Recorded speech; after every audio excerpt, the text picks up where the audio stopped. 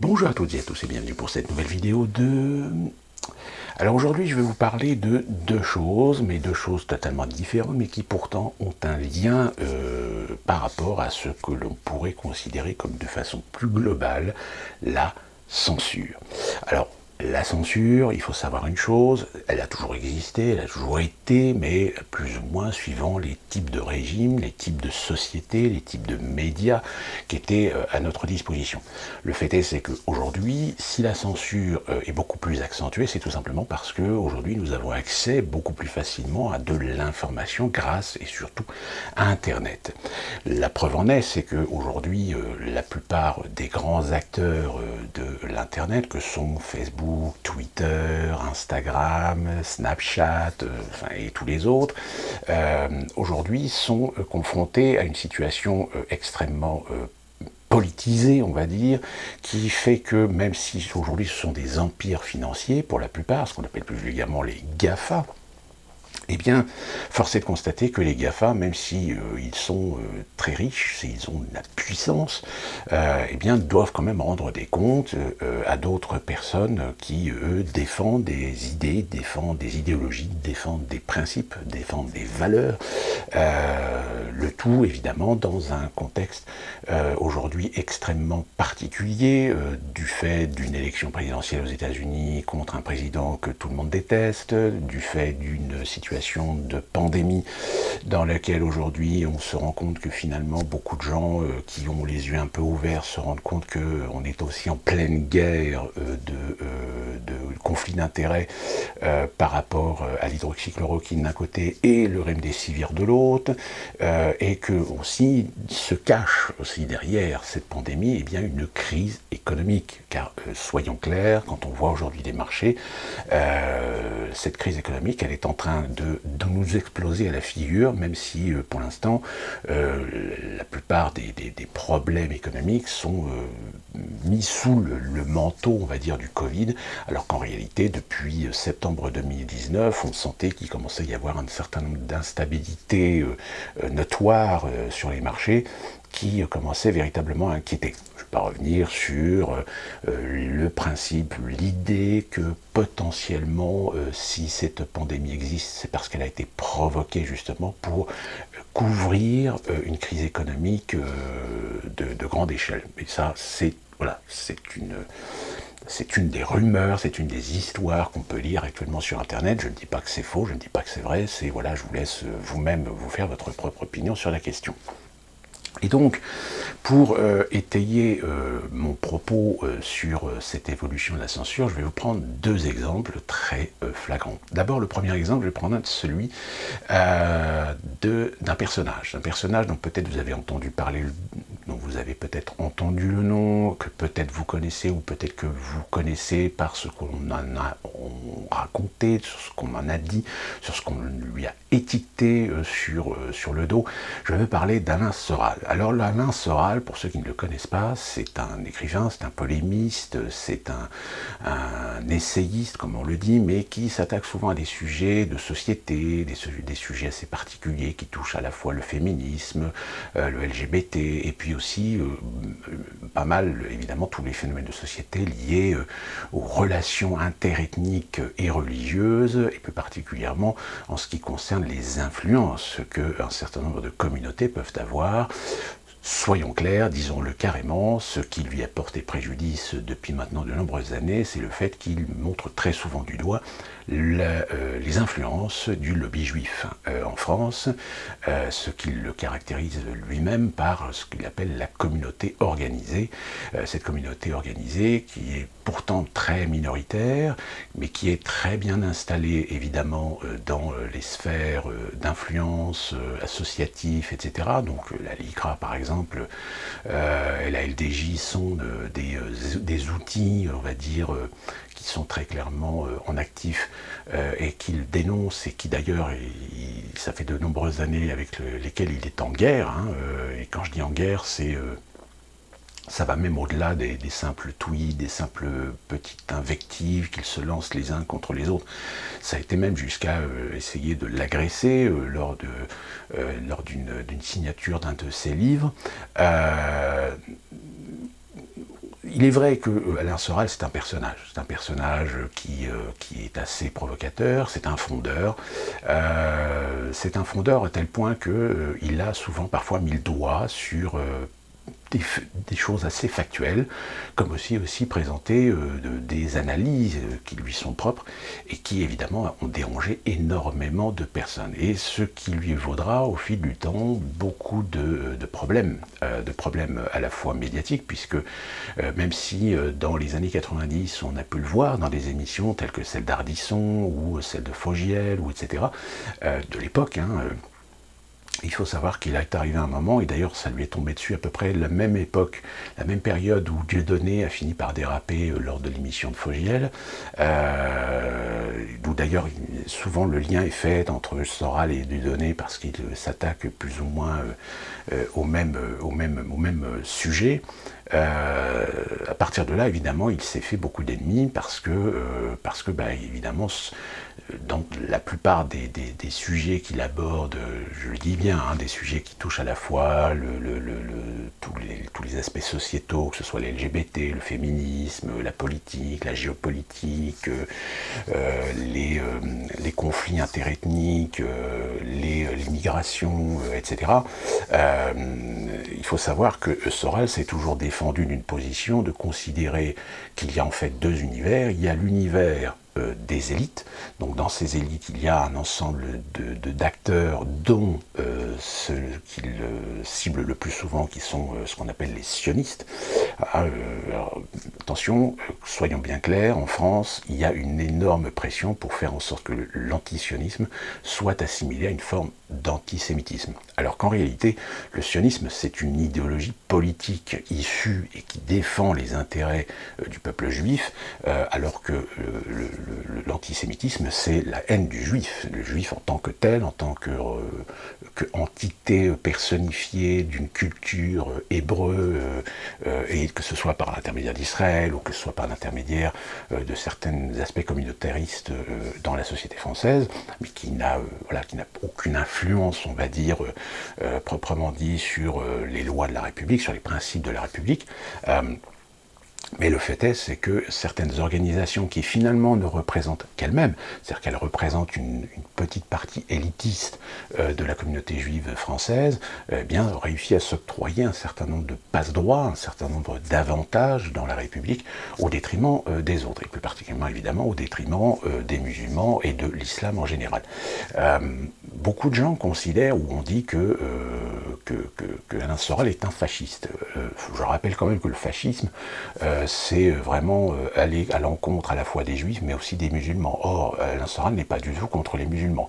Alain Soral fait souvent d'ailleurs, très souvent et très clairement le distinguo entre la racaille et les musulmans, entre la délinquance, la violence, l'insécurité et les musulmans, c'est-à-dire qu'il parle, lui, de musulmans du quotidien, c'est-à-dire que la majorité des musulmans, comme la majorité des juifs en France, sont parfaitement intégrés à la société française, sont souvent d'ailleurs les premiers défenseurs des principes, des valeurs de la République, des libertés, de la laïcité, mais que malheureusement, tous ces gens-là vont subir et subissent les invectives, subissent les conséquences de l'idiotie, de l'imbécilité, de la radicalité, des manipulations idéologique et politique, de la délinquance, de la violence, de la sauvagerie, de la barbarie des uns et des autres, qui, dans la proportion, si on remet les personnalités dans la proportion, ne représentent qu'une infime minorité.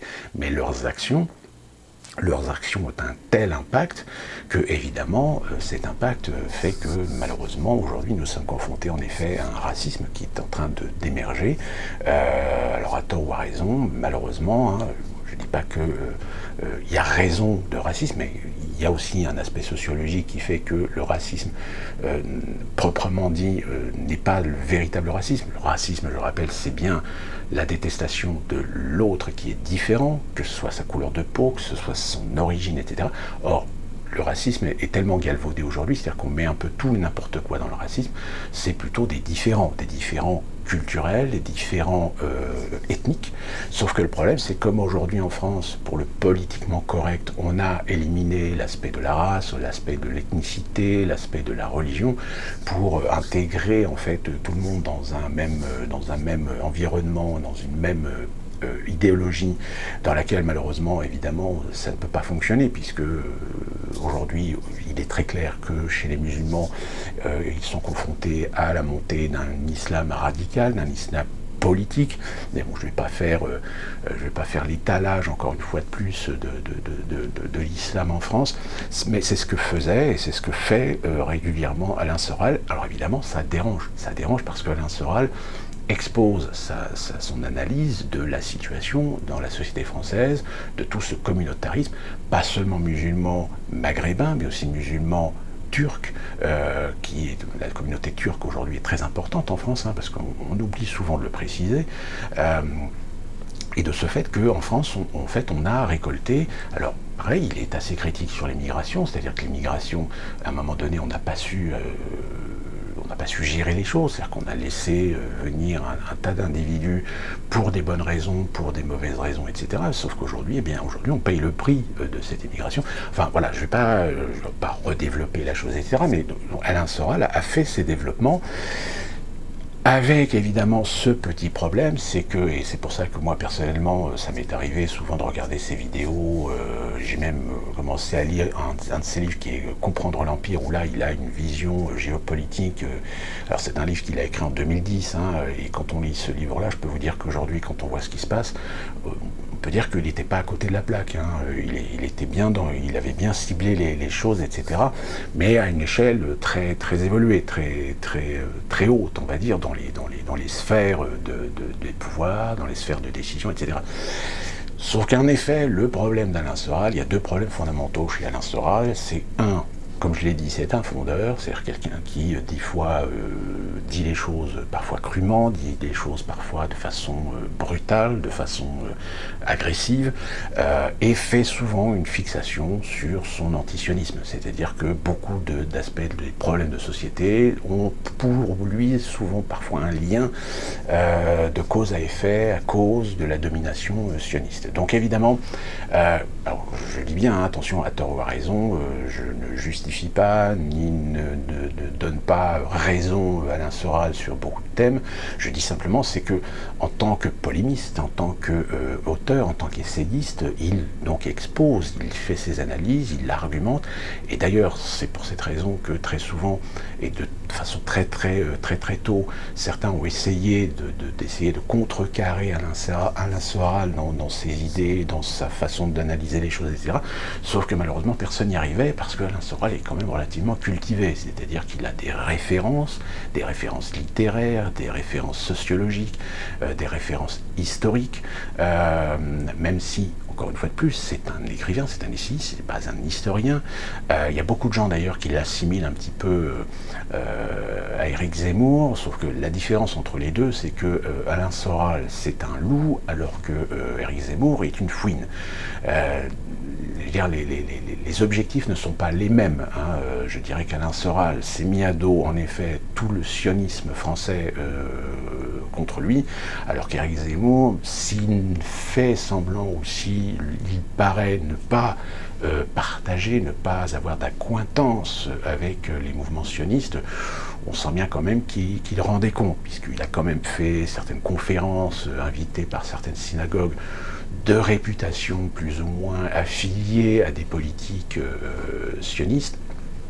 Donc voilà, de toute façon, que les choses soient bien claires. Aborder les problèmes du sionisme en France, c'est aujourd'hui tabou, c'est pratiquement interdit. Or, Alain Soral aborde ces sujets, donc forcément, il s'est attiré les foudres de gens qui ont des influences au niveau de la justice, et donc il s'est ramassé un certain nombre de plaintes.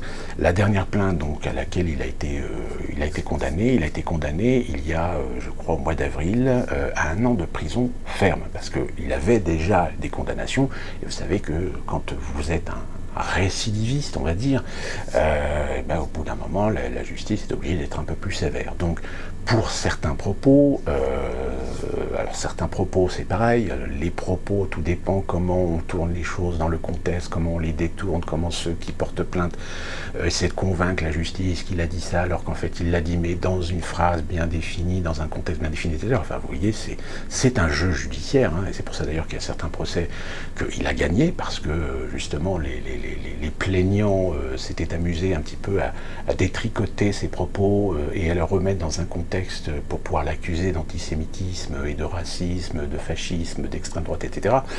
Je tiens à préciser quand même que Alain Soral, en effet, a été à l'origine un communiste, qu'il a ensuite, en 2002, fricoté un petit peu avec le Front National pendant la campagne de Le Pen, mais il en est très vite sorti parce qu'il s'est rendu compte que le Front National n'avait pas la vertu d'être un parti politique d'opposition, même d'avoir la vertu d'être un parti d'extrême droite proprement dit, hein. C'est pour ça qu'il a quitté, il était, je crois, alors je ne sais plus s'il était conseiller ou assistant en communication ou un truc comme ça.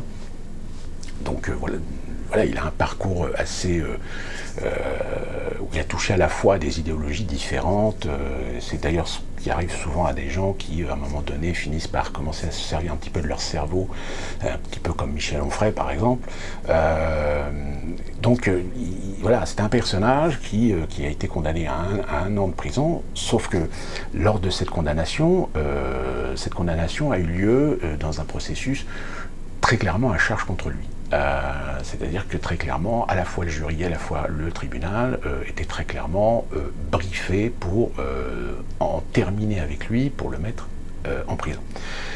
Sauf que, évidemment, il a fait appel, sauf que pendant la procédure d'appel, lorsqu'il est passé au tribunal, il s'est avéré, alors il n'était pas présent au tribunal, pour la simple bonne raison, c'est qu'il savait, qu'il avait été informé que si la confirmation de la peine était promulguée par l'appel, par le tribunal au niveau de son appel, là, dans ce cas-là, il risquait en effet de devoir aller en prison. Sauf que, alors, en effet, la sentence a été plus ou moins confirmée, même s'il y a eu quand même un couac, c'est-à-dire que parmi les deux magistrats, je crois qu'il y a 2 ou 4, 3 magistrats qui étaient présents avec le président, se trouvait avoir été un juge de tribunal qui l'avait déjà condamné pour une autre chose, qui avait traité une affaire contre Soral, ce qui pose déjà un problème éthique au niveau juridique. Bon. Donc il y a eu un petit peu de mouvement de panique parce que quand ils se sont rendus compte de ça, le jury, ils ont tout de suite arrêté les plaidoiries, le jury a été mis en huis clos, etc., pour essayer de résoudre le problème. Enfin, voilà, en fait, en réalité, c'était la crédibilité même du processus juridique au niveau de ce tribunal était déjà engagée, donc raison de plus. Et le plus gros problème qui s'est posé, c'est que au terme donc, de cette condamnation, a été promulgué un mandat d'arrêt. Sauf que le problème, c'est que Alain Soral a été passé en justice pour des propos. C'est-à-dire que là, c'est un processus qui touche la liberté d'expression, qui touche la liberté d'expression dans le cadre médiatique. Et dans ce cadre-là, des plaignants ont porté plainte contre un propos qu'il a tenu, et que normalement, ce propos, qui rentre dans le cadre d'un certain nombre de propos qu'il a tenus, je le répète, suivant un contexte bien particulier, dans un sujet, dans une thématique bien particulière, etc. Mais comme toujours, il y a des gens qui réussissent à prendre certains propos pour les mettre devant la justice, les tourner à leur façon pour dire, voilà, il a dit ça, il tombe sous le coup de la loi, etc. Et en effet, il suffit qu'un juge accepte et accède aux arguments du plaignant pour, en effet, mettre devant le tribunal une personne pour ce propos qu'il a tenu, même si ce propos, encore une fois de plus, si on le voit dans un contexte ou dans la narration dans laquelle il a été fait, laisse un doute quand même sur le fait que ce propos est issu d'une idéologie ou est issu d'une conviction et non pas d'un argumentaire, que les choses soient bien claires.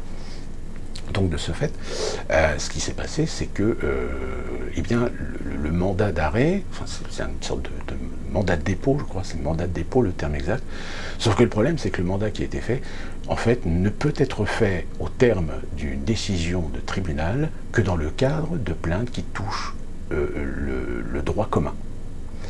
C'est-à-dire pour des crimes beaucoup plus importants qu'un simple propos. C'est-à-dire qu'en fait, on se rend compte que là, encore une fois de plus, la justice a dû être très clairement sous influence pour faire en sorte de mettre Alain Soral en prison.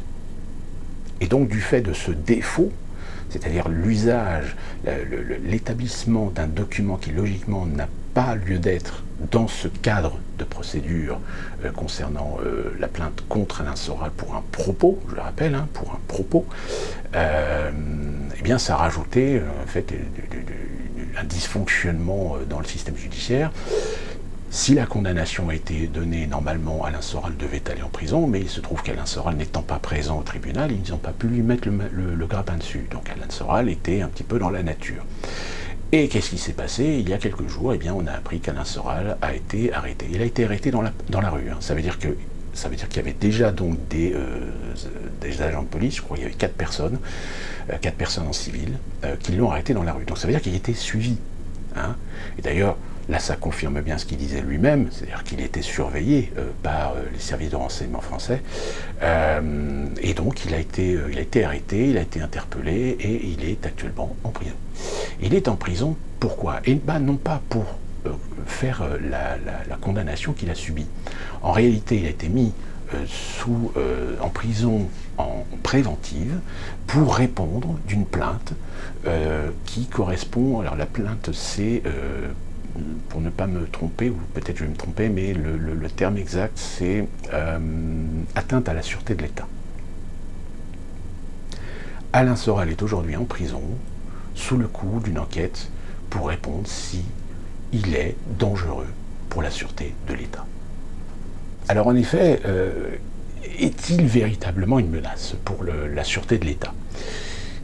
La chose sur laquelle on peut éventuellement se reposer, c'est que entre ses vidéos, entre ses livres, entre ses propos, il est énormément regardé par beaucoup de gens, surtout depuis plusieurs années, il a créé ce fameux site qui s'appelle Égalité Réconciliation. Et dans Égalité Réconciliation, en effet, certains peuvent y trouver des thématiques, des sujets liés à l'extrême droite, même si, encore une fois, l'étiquetage politique d'extrême droite est un peu facile. Le problème, c'est que il est suivi. Il est suivi par qui? Il est suivi par beaucoup de jeunes. Et essentiellement des jeunes qui sont issus de l'immigration, aussi bien français que étrangers. Et très souvent, évidemment, ce sont des jeunes issus de l'immigration de type musulman.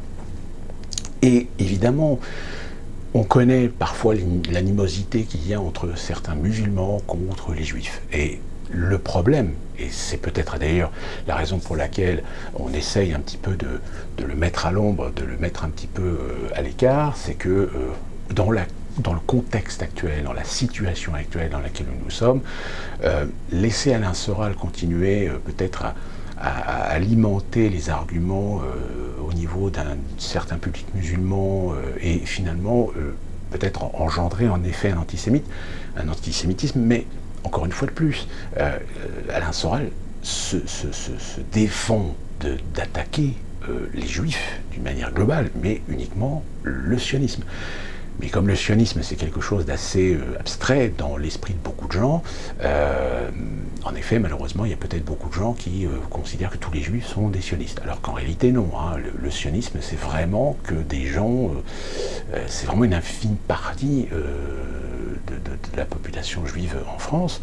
Mais comme ce sont des gens qui défendent rubis sur l'ongle toutes les décisions, les choix, les politiques, à la fois intérieures et extérieures d'Israël, et militent énormément pour protéger, défendre Israël et développer Israël pour le fameux grand projet du Grand Israël. Donc forcément, il y a un moment donné où ça ne peut que clasher et que, surtout au niveau territorial, forcément, les Palestiniens doivent disparaître. Donc aussi bien les Palestiniens, et que d'ailleurs, je ne vais pas revenir sur la situation géopolitique, mais à terme, si aujourd'hui les Israéliens sont en alliance avec l'Arabie Saoudite pour essayer de lutter contre le terrorisme, mais en réalité, leur but commun, c'est de se débarrasser des influences chiites dans le Moyen-Orient. Mais imaginons demain, s'ils réussissent à dégager l'Iran, la République islamique d'Iran, qu'ils réussissent à soumettre toutes les places chiites du Moyen-Orient sous leur coupe, Que croyez-vous qu'il va se passer? À mon avis, les Israéliens vont se retourner contre les Saoudiens. Et les Saoudiens le savent très bien, puisque de toute façon, ils sont actuellement dans une alliance contre nature, qu'on soit bien clair, parce que les deux veulent la même chose. C'est-à-dire que les Israéliens sionistes veulent le grand Israël, et puis les Arabes, ils veulent, enfin l'Arabie Saoudite, les Saoudiens, eux, veulent installer leur grand califat. Donc forcément, il y a un moment donné où ça ne va pas coller. Enfin, ça, c'est de la géopolitique. Et donc, en effet, le discours d'Alain Soral peut, en effet, d'un côté, peut-être inciter un certain antisémitisme, mais surtout, de l'autre, éclairer les gens sur la subtilité de la situation sociale, économique, de la situation des influences, et qu'à un moment donné, évidemment, les influences, il y a un intérêt aujourd'hui à provoquer des conflits internes dans la société française. Et c'est là qu'on en revient à ce qu'on voit aujourd'hui. C'est-à-dire qu'aujourd'hui, qui sont les plus ciblés en tant que responsables de la délinquance, de la criminalité, des incivilités, etc., si ce n'est des individus que l'on pourrait cataloguer comme étant des musulmans. Alors, musulmans, attention, au sens large du terme, pas religieux, pas forcément religieux, etc. C'est on pourrait dire éventuellement d'origine du Maghreb pour la majorité d'entre eux. Même si aussi il y a des Afro-Africains dans le problème. Mais voilà, Alain Soral a eu cette fâcheuse tendance à donner des éléments d'équation pour la compréhension de la situation aujourd'hui et finalement de la manipulation idéologique et manipulation politique. Il suffit de voir aujourd'hui en Angleterre, qui est un modèle anglo-saxon par intégration, pour se convaincre que de toute façon on va droit dans le mur, alors que la France était un pays qui fonctionnait sur un principe d'assimilation. Et c'est à partir des années 80 que les socialistes ont intégré l'idée d'un principe d'intégration à l'anglo-saxonne, sauf que l'intégration à l'anglo-saxonne, ça légitime la communautarisation. Aujourd'hui, 20 ans, 30 ans après, eh bien voilà, on est dans le processus de communautarisation. Et évidemment, la communauté juive qui se dit représentée par des individus qui sont clairement des sionistes, ont tout intérêt à ce que les individus d'origine musulmane soient dégagés de la société française.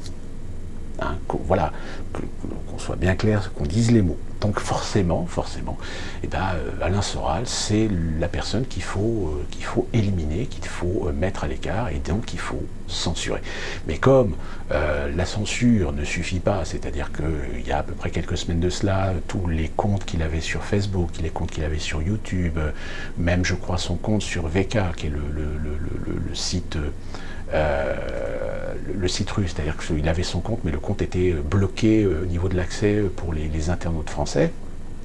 Eh bien, là, il a subi la censure, mais ça ne suffisait pas parce qu'il a toujours son site Égalité-Réconciliation. Donc, la solution, c'est de trouver un prétexte, de trouver un argument juridique pour le mettre en prison.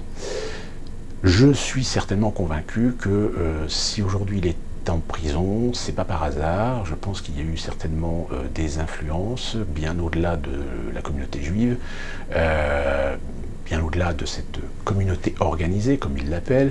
Je pense que Dupond-Moretti est certainement derrière ce processus dans son application, et je ne serais pas étonné que si on fouille un petit peu, les gens qui seront amenés à traiter l'enquête, qui seront amenés à traiter Soral devant un tribunal, je suis persuadé qu'on trouvera certaines accointances et certaines relations et liaisons avec Dupond-Moretti.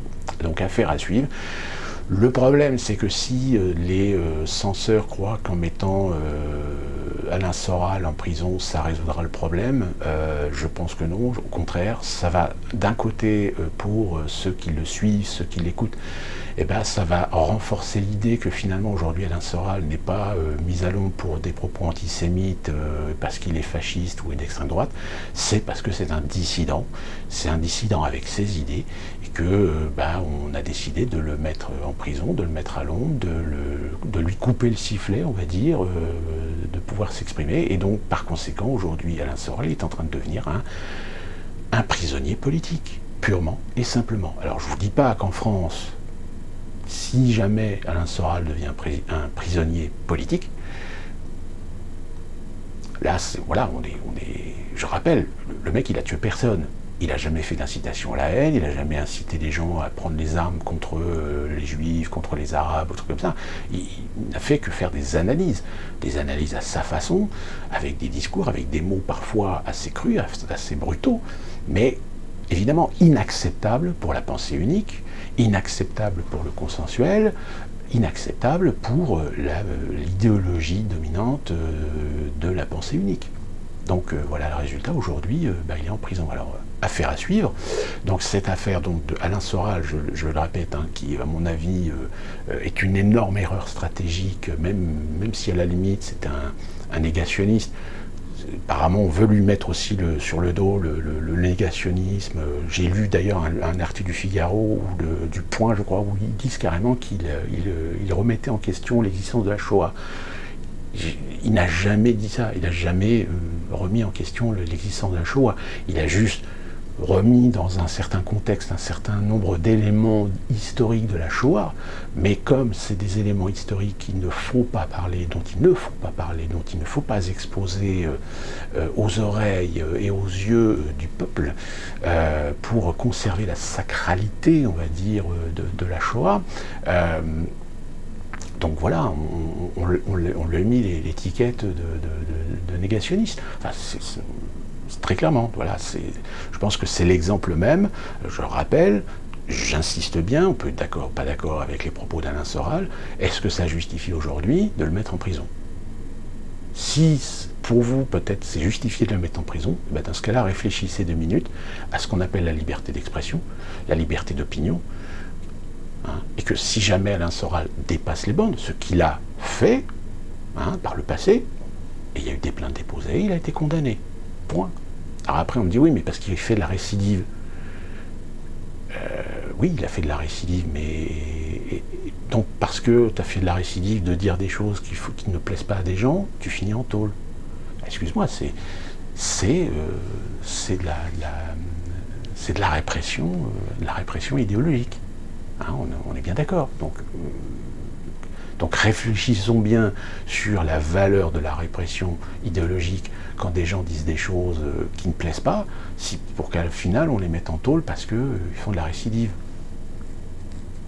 Alors même, d'accord, imaginons récidive, bon, tu continues tes conneries, tu vas en tôle. Et dans ce cas-là, on l'applique à tout le monde. C'est-à-dire tous ces hommes politiques, tous ces politiciens, politiciennes aussi, ES, pour faire de l'inclusif, comme on dit. Dans ce cas-là, on fait le même processus judiciaire. Sauf que là, encore une fois, on va se retrouver en face d'un imbroglio juridique qui va faire que de toute façon, on veut mettre à charge une personne pour le mettre en tôle et de le mettre hors d'état de nuire, mais à l'inverse, il y a des individus qui mériteraient de finir en tôle et qui n'y sont pas. Ou qui des fois y vont, mais ne font pas leur peine.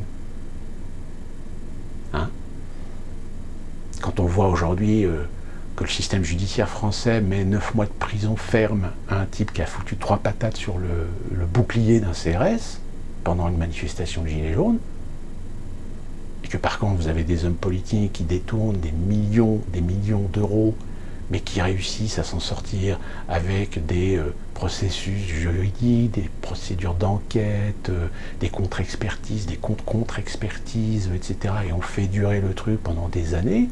Je veux dire, l'affaire Balkany, mais vous imaginez combien d'années l'affaire Balkany a traîné? Et au final, en effet, il a été condamné à de la tôle, mais il est resté combien de temps? Le pauvre, il est malade. Donc, vous voyez, d'ailleurs, je voudrais juste rappeler, à tout hasard, pour ceux qui ne le sauraient pas, que M. Dupond-Moretti, avant de devenir le ministre de la Justice, garde des Sceaux du gouvernement de M. Castex, avait réussi à se glisser comme avocat de Julian Assange. Donc ça serait bien qu'on lui rappelle que, puisque tu es maintenant ministre de la Justice, tu es en bonne place pour peut-être réclamer auprès des autorités britanniques de proposer un refuge politique à Julian Assange. Hein, je sais pas, je dis ça comme ça. Hein, là encore, peut-être que je pense qu'on est vraiment en face d'un opportunisme très clair.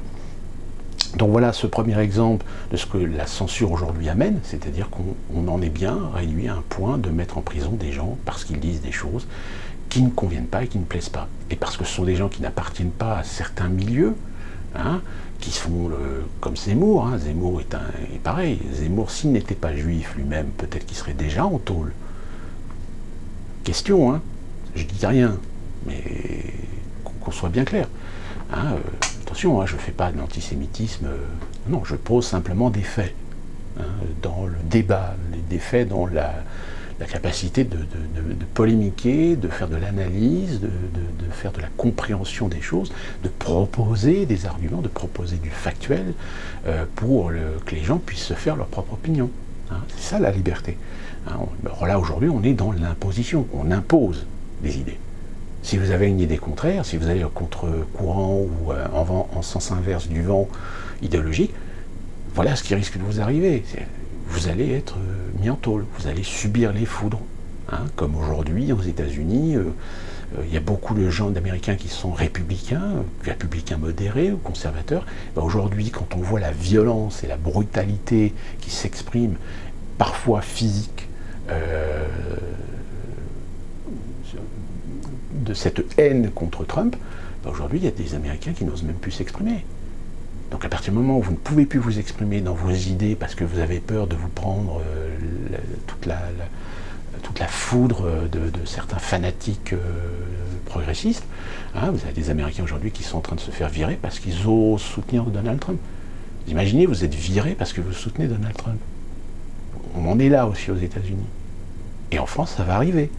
En France, ça va arriver. C'est-à-dire qu'à un moment donné, si vous n'êtes pas prêt à voter ou à partager ou à soutenir une personne contre le parti du mal, vous risquez de vous faire virer. Donc voilà, il faut se poser les bonnes questions. Deuxième exemple assez rapide. On est de nouveau dans le combat séculaire aujourd'hui et qui va devenir historique, hein, je pense à terme, entre l'hydroxychloroquine et le remdesivir. Il faut savoir qu'aujourd'hui, la plupart des médias, que ce soit Facebook, Twitter, Instagram, Snapchat, Google également, vont peut-être mettre en place des processus qui censureront toute promotion de l'hydroxychloroquine. Ça veut dire que sur Facebook, si vous mettez une vidéo ou un article qui explique qu'un essai a conclu que l'hydroxychloroquine avait des résultats très convaincants, ou que vous mettez des articles que le remdesivir a fait un essai récemment, d'ailleurs il y a un rapport qui est tombé, et le remdesivir n'a absolument pas un pourcentage très convaincant contre d'autres traitements en matière de létalité, vous serez censuré. C'est-à-dire qu'on vous bloquera. C'est-à-dire toute promotion de l'intérêt, de l'efficacité, alors même aujourd'hui on dit ouais, mais c'est pas avéré, etc. Mais, évidemment on est en train de jouer sur l'ignorance parfois des gens, de dire oui mais je vous dis quand même l'hydroxychloroquine n'est pas à 100% d'efficacité. Il n'y a aucun traitement au monde qui est à 100% d'efficacité, qu'on soit bien clair, mettez-vous ça dans le crâne. Hein. Même le traitement, l'aspirine par exemple, l'aspirine peut être dangereuse, hein, si vous en prenez trop. Hein, pourtant l'aspirine, c'est quand même un médicament libre accès, etc. Hein, c'est comme le buprofène. L'ibuprofène, si vous en abusez, vous pouvez en mourir. Hein, ce que rappelle d'ailleurs le professeur Raoul, quand on l'attaque un petit peu sur la dangerosité de l'hydroxychloroquine. Oui, mais l'hydroxychloroquine, il faut qu'elle soit prescrite par un médecin après un diagnostic posé, etc. Il n'est pas question de dire, ouais, l'hydroxychloroquine, les gens, achetez de l'hydroxychloroquine, enfilez-vous ça, et puis comme ça, vous serez sauf. Mais c'est ce qu'on essaie de faire comprendre aux gens. C'est pour ça qu'on veut l'interdire.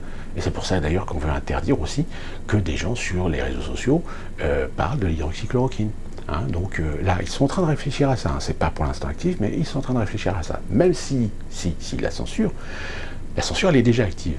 Il y a quelques jours, vous avez plusieurs médecins qui, près de Capitol Hill à Washington, donc Capitol Hill, c'est, vous savez, le Capitole, le fameux là où se trouve le Parlement américain, en fait se trouve sur une petite colline, donc c'est pour ça qu'on appelle ça Capitol Hill, et qui se sont réunis et qui ont fait une conférence de presse devant la Cour suprême qui est à côté du Capitole, et qui ont expliqué, ce sont des professionnels, donc ils se présentent, ils ont un cursus, ils ont un CV, etc., et qui expliquent que là, surtout dans la période où on est actuellement aux États-Unis d'une reprise de l'épidémie, on a un traitement qui existe, qui peut être efficace, qui peut fonctionner sur un grand nombre d'Américains, mais parce qu'aujourd'hui il y a une guerre d'intérêt entre l'hydroxychloroquine, qui je rappelle ne coûte pas plus de 5 $, et le remdesivir qui va coûter au moins 2100 $, si ce n'est plus, pour un traitement de 5 jours. Enfin voilà, on voit le conflit d'intérêts, et malheureusement aujourd'hui le remdesivir c'est Gilead Sciences. Gilead Sciences, c'est un certain nombre de laboratoires et de compagnies financières influentes, dont une compagnie qui possède, je crois, 38% de part de capital de Gilead Sciences, qui s'appelle BlackRock. Alors j'ai fait déjà, je vous ai donné déjà les éléments dans une récente vidéo. Je rappelle d'ailleurs que le remdesivir, j'ai été un des premiers à en parler dès le mois de janvier, dès fin janvier, février, en disant tiens, retenez ce nom de remdesivir, vous allez voir, vous allez en entendre parler. Et bien aujourd'hui, vous voyez, là on est en plein dedans. Donc ces médecins expliquaient que, faute d'un traitement plus efficace, ce qui n'est pas le cas du remdesivir, eh bien, pourquoi s'handicaper, pourquoi empêcher les gens de soigner avec de l'hydroxychloroquine? Parce que ce qui est en train de se passer aux États-Unis, vous avez encore une certaine liberté de médecins de traiter et d'utiliser les traitements qu'ils veulent, donc ils peuvent utiliser l'hydroxychloroquine, sauf que le problème, c'est qu'au niveau de l'État fédéral, M. Fauci, qui est le responsable du suivi et de la gestion Covid aux États-Unis, voudrait interdire l'usage de l'hydroxychloroquine, ce qui aux États-Unis était un peu plus compliqué qu'en France, puisque, je rappelle, les États-Unis, c'est 50 États. Donc si même l'État fédéral décide d'interdire l'usage de l'hydroxychloroquine, par l'intermédiaire de la FDA, il y a certains États qui peuvent dire, attendez, nous, la FDA, on s'en fout, on va faire une loi qui autorisera les médecins de faire la chloroquine. Vous voyez, c'est un peu plus compliqué. Il y a une possibilité totalitariste en France, puisque en France, vous avez un pouvoir central, donc le pouvoir central, si demain il pond une loi en interdisant l'hydroxychloroquine, aucun médecin n'aura le droit d'utiliser l'hydroxychloroquine, qu'on soit bien clair. Alors qu'aux États-Unis, c'est déjà un petit peu plus complexe. C'est pour ça qu'ils essaient de tâtonner, qu'ils essaient de voir sur quel procédé, sur quel processus on est en train de mettre en place cette possibilité d'interdire l'usage de l'hydroxychloroquine au profit du remdesivir. Sauf que, comme je vous l'ai dit, le remdesivir, l'inconvénient, c'est que le remdesivir n'est qu'applicable que pour des gens qui ont déjà un processus pathologique bien avancé d'une maladie due au Covid-19, et que les résultats létaux sont quand même relativement élevés et donc ne démontrent pas l'efficacité réelle du remdesivir, surtout sur des pathologies lourdes. Donc là, ces médecins expliquaient pourquoi on attend, pourquoi prendre le risque de tuer finalement des Américains pour une guerre de laboratoire, pour une guerre de conflits d'intérêts, de brevets, etc. La vidéo, elle a été mise en ligne, je crois, lundi. Aujourd'hui, cette vidéo est en train d'être chassée par les réseaux sociaux. C'est-à-dire que Facebook, Twitter, etc. vont commencer tout simplement à bloquer cette vidéo sous prétexte que ce sont des médecins qui n'ont pas de bonnes références et qui en réalité jouent le jeu de Donald Trump. Vous voyez, toujours Trump, le pauvre Donald Trump, en fait, tout est de sa faute aux États-Unis. Quelqu'un qui brûle un feu rouge, qui se fait percuter par une autre voiture, c'est la faute de Trump. On en est là aujourd'hui. Je n'exagère pas. On en est arrivé à ce point. Ça devient maladif. C'est pour ça que je pense qu'il va y avoir des conséquences assez graves dans la société américaine, voire même pour le pays lui-même, dans ses institutions. À savoir également que cette guerre donc va provoquer de la censure, et la censure, c'est une des solutions d'ailleurs que M. Fauci envisage éventuellement pour essayer de limiter l'impact d'informations sur l'hydroxychloroquine auprès des Américains. Donc c'est pour cette raison que la plupart des acteurs des réseaux sociaux et des médias sur Internet vont énormément porter l'accent sur, un, la promotion du remdesivir, et de deux, supprimer, bloquer toute information qui pourrait promouvoir l'efficacité de l'hydroxychloroquine. Je rappelle M. Fauci, qui était président-directeur général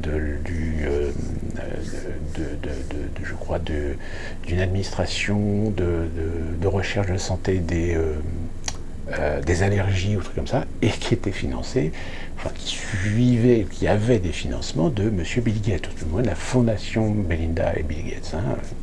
Donc vous voyez, Bill il est jamais très très loin. Donc vous voyez deux exemples totalement différents, mais qui finalement se rejoignent, c'est-à-dire la volonté aujourd'hui de faire en sorte que les gens, vous, moi, acceptions un principe, une idée, un fait, comme étant la vérité, et la seule vérité à accepter. Que toute autre information, que tout autre argumentaire, que toute autre réflexion, eh bien, à terme, sera interdit. Si jamais vous osez sortir des clous, si jamais vous osez contredire, débattre sur tel ou tel sujet, etc., eh bien, vous allez de plus en plus rentrer dans la case complotiste, extrême droite, facho, raciste, antisémite. Voilà. C'est ce qui est en train de se mettre en place. Si vous parlez de l'hydroxychloroquine, vous êtes un complotiste. Si vous parlez des problèmes de délinquance, d'insécurité, provenant souvent de gens issus de l'immigration, souvent maghrébins, musulmans, etc., vous êtes raciste, islamophobe. Vous voyez, je pense que là, on est arrivé à un point où je pense que les romans de Aldous Huxley et le roman de George Orwell prennent toute leur ampleur aujourd'hui.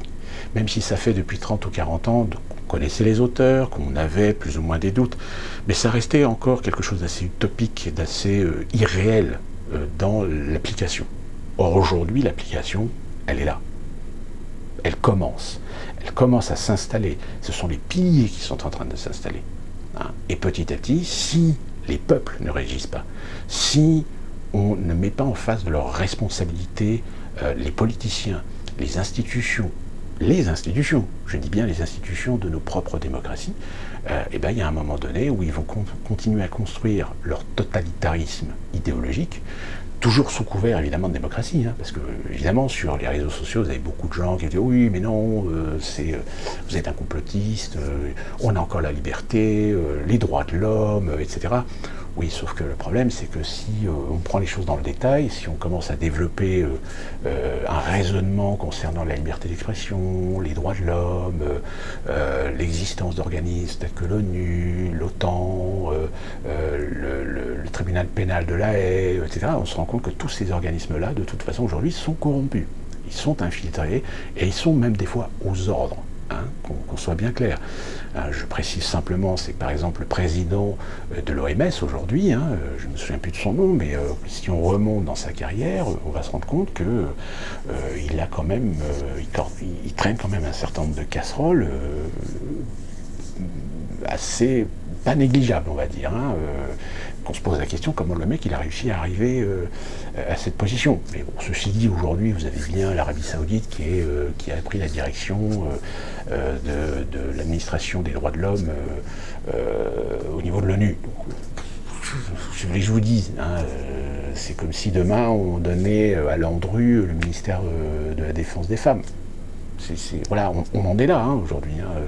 La preuve, c'est qu'aujourd'hui, vous avez bien un ministre de l'Intérieur qui est sous le coup d'une plainte de viol et qui a comme assistante la plus féministe qu'on a eue dans un gouvernement précédent, qui est Marlène Schiappa. Bon, et même aujourd'hui, on met devant Marlène Schiappa le fait qu'elle ne serrera jamais la main de quelqu'un qui est soupçonné de viol. Et par contre, pour Darmanin, qu'est-ce qu'elle dit? Elle dit oui, mais pour l'instant, il bénéficie de la présomption d'innocence.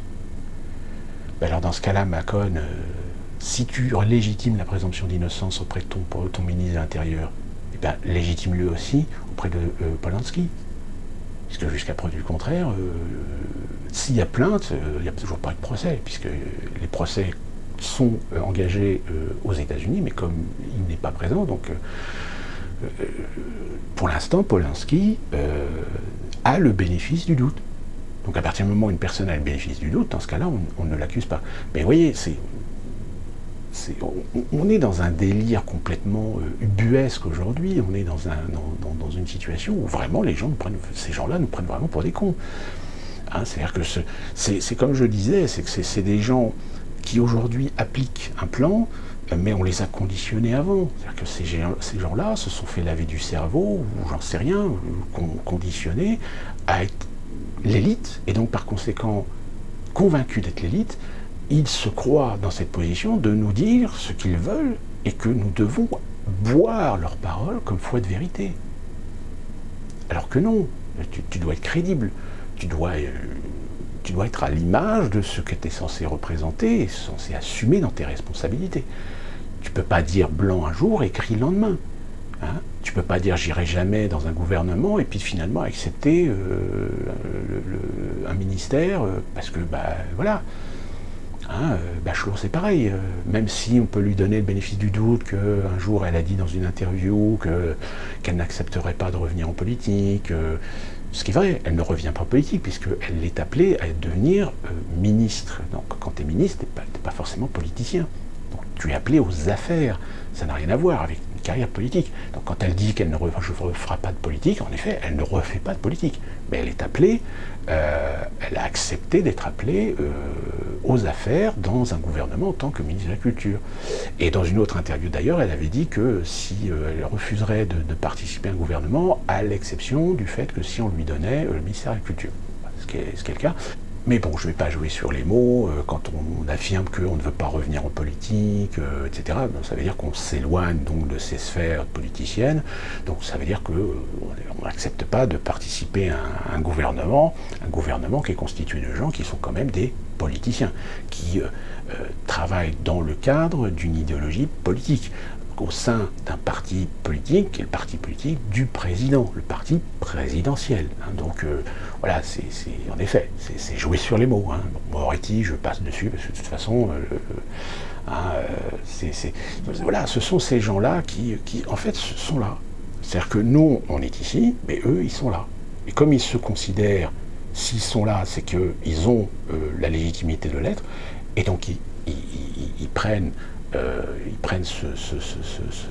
ce pouvoir qu'ils ont de nous dire et de nous affirmer ce qu'ils ont envie de nous affirmer, que nous devons prendre comme argent comptant. C'est-à-dire qu'ils n'ont pas à justifier, ils n'ont pas à expliquer ce qu'ils disent. D'accord ? Hein, regardez Macron. Chaque fois que Macron intervient à la télé, quand il dit des trucs, derrière vous avez un ministre, un premier ministre ou un secrétaire d'État qui va dire le contraire, qui dit ouais mais attendez, le premier président il a dit ça, ok, mais c'est plus compliqué, donc il faut nous laisser le temps, peut-être que ça sera plus long, peut-être que ce ne sera pas dans ce cadre-là, etc. Enfin, c'est-à-dire que je dis mais coordonnez-vous, mais vous n'êtes pas crédible. Mais je vous dis, comme on a ces sphères qui ont été modelées depuis ces décennies pour leur permettre d'être là où ils sont aujourd'hui, sans qu'on puisse les déboulonner, sans qu'on puisse les remettre en question, sans qu'on puisse leur réclamer des comptes. Hein, alors il y en a qui vont vous dire, oui, mais vous avez les représentants, vous avez vu la gueule de vos représentants, vous avez vu la gueule de vos députés, hein, ils vous font des grands sourires, des grands serrages de main, etc. pour les élections, puis une fois qu'ils sont élus, ils n'en ont rien à branler de vos cols.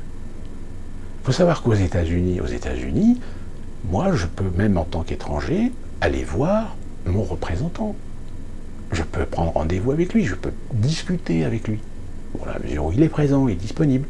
Mais n'importe quel citoyen de la circonscription où le député ou le représentant est élu, ils ont la possibilité de les voir, de leur parler, Alors qu'en France, par principe, oui, vous pouvez le faire.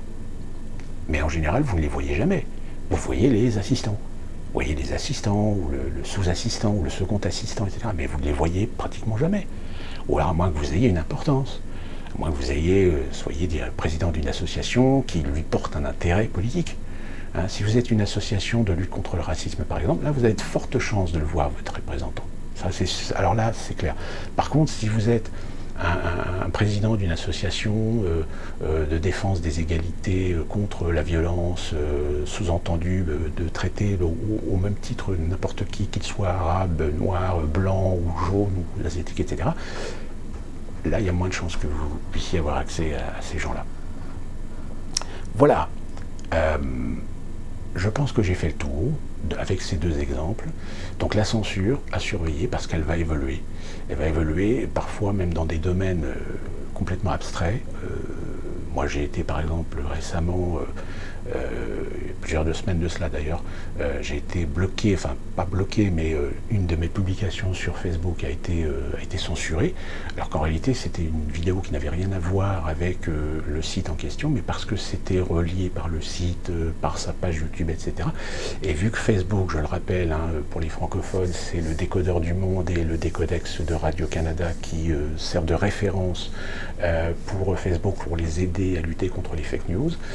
Bon bah voilà, je pense que vous avez toute la réponse à la question, hein, qu'à l'avenir, je pense que quand vous vous intéressez à des sujets sérieux, etc., et que vous pouvez faire des publications sur Facebook, si j'ai un conseil à vous donner, faites plutôt un groupe, créez un groupe pour faire venir les gens. Dans les groupes en général, c'est un peu plus, c'est un peu moins surveillé, un peu moins que sur les pages principales. Sur les pages principales, si jamais vous publiez un truc qui leur plaît pas, vous serez sanctionné, voire même bloqué. Bloqué 24 heures, 9 jours, 2 jours, etc. Ce qui fait qu'il y en a beaucoup des fois qui s'amusent, ils ont des vingtaines de comptes différents et que quand ils se font bloquer un compte, ils passent sur un autre compte, etc. Donc voilà. Donc la censure aujourd'hui, elle commence à prendre le pli de ce que Orwell nous prévenait sur le contrôle des masses, sur l'idéologie dominante, sur l'interdiction de penser, l'interdiction de réfléchir, l'interdiction d'analyser, l'interdiction d'être contestataire, l'interdiction de débattre de sujets avec du factuel, avec du réel, parce que allant à l'encontre de ce qu'on veut vous imposer en tant qu'idée. Donc faites très attention aux étiquetages. Si on vous dit telle personne, telle personnalité, il est ceci, il est cela, prenez du recul, prenez de la mesure, renseignez-vous, grattez un peu pour voir si c'est vrai ou non, parce qu'aujourd'hui quasiment tous ceux qui sont à l'encontre des mouvements idéologiques dominants sont systématiquement aujourd'hui catalogués et comment dire, étiquetés de tout ce qui est ce dont je vous ai parlé précédemment. Et puis dans cette période seconde partie d'été de mois d'août où aux États-Unis nous sommes en pleine reprise, que vous avez déjà des gouverneurs qui commencent un petit peu à titiller de dire oui, peut-être qu'il faudra qu'on refasse du reconfinement parce que là on ne peut pas le gérer, etc. En France, attendez-vous à ce qu'en effet il y a une deuxième vague, hein, parce que je pense qu'aujourd'hui, si vous baladez un petit peu dans les villes, si vous êtes en vacances, un truc comme ça, vous allez vous rendre compte que vous avez beaucoup d'étrangers qui finalement le masque, ils ne savent pas ce que c'est. Hein, donc voilà. Après, je ne vais pas revenir sur les polémiques, comme je vous l'ai dit dans une précédente vidéo, sur le fait que les chiffres peut-être sont trafiqués, etc. Ça, pour l'instant, je ne fais pas de vidéo sur ce sujet-là parce que j'ai pas encore suffisamment d'éléments de réflexion pour me faire une opinion sur la question, pour savoir est-ce qu'on est sous une manipulation ou est-ce qu'au contraire il y a bien une reprise de l'épidémie, mais qu'elle n'est pas aussi énorme qu'une épidémie saisonnière, mais qu'on se sert de ça pour nous cacher, pour nous remettre sous une cloche pour ne pas voir ce qui est en train de se mettre en place dans notre dos, en matière d'institution, en matière de constitution, en matière de régime, en matière de législation, comme je vous l'ai dit, instaurer un régime totalitaire sous couvert, sous manteau de la démocratie, ou si au contraire, en effet, on est bien dans une seconde vague et que il faut se protéger pour éviter de tomber malade et peut-être de mourir. Donc là, voilà, moi je dis simplement une chose, même si on croit qu'il y a manipulation, mieux vaut prévenir que guérir, mesure de précaution, la raison gardée, le masque, et puis voilà, puis comment au moins ça vous protège, et surtout laver les mimines, hydroalcoolique, pas trop d'hydroalcoolique, essayez de vous laver les mains quand même avec de l'eau ou du savon, c'est quand même un peu plus hygiénique, on va dire, parce que les hydroalcooliques, hein, avec le temps, au bout d'un moment, ça peut avoir des irritations chez certaines personnes. Hein, puis vu qu'on n'est pas forcément au courant de ce qu'on peut être allergique, etc., et vu que pour satisfaire à la demande, eh bien, des fois, on réussit à exporter des produits qui sont peut-être pas forcément aux normes, etc., mais qu'on signe le document quand même, et puis on met ça sur le marché. Et puis dans 3 mois, on dira désolé, mais on a accepté des hydroalcooliques de telle société. Or, malheureusement, il semblerait que le produit était défectueux avec des produits toxiques, etc. On s'y attend, hein, je pense qu'il y en aura, hein, ça va arriver. Donc voilà, je termine la vidéo. Prenez soin de vous, protégez-vous, et à la prochaine pour une nouvelle vidéo de Quoi de neuf.